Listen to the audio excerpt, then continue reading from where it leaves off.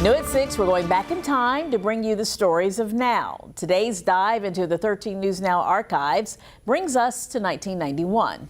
30 years ago, we didn't have social media or even smartphones. Imagine that, right? But as Philip Townsend tells us, we are about to get the thing responsible for it all.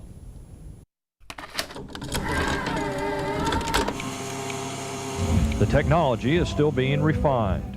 The year was 1991. We didn't know it at the time, but the world and the way we live and interact in it was about to change. Now you can find them on Hamnet, the ham capital of the internet. Ham. Wait, no. The internet. Yeah, the internet was starting to become widely available to the public for the first time. It's sort of the new thing to do. One look at our archives and it's clear. We were still trying to figure out what the internet was and how it worked. Back then, very, very few people had the internet. Luke Downing was just 12 at the time.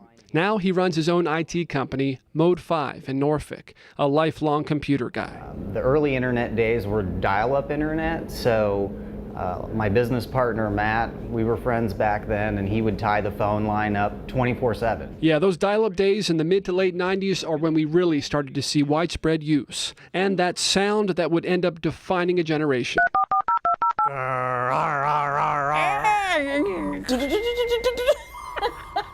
Welcome. You got mail. It's a sound our parents really hated. America Online is a big part of the internet story and how it became mainstream. It's a long story that's still being told. The World Wide Web, e-commerce, social media.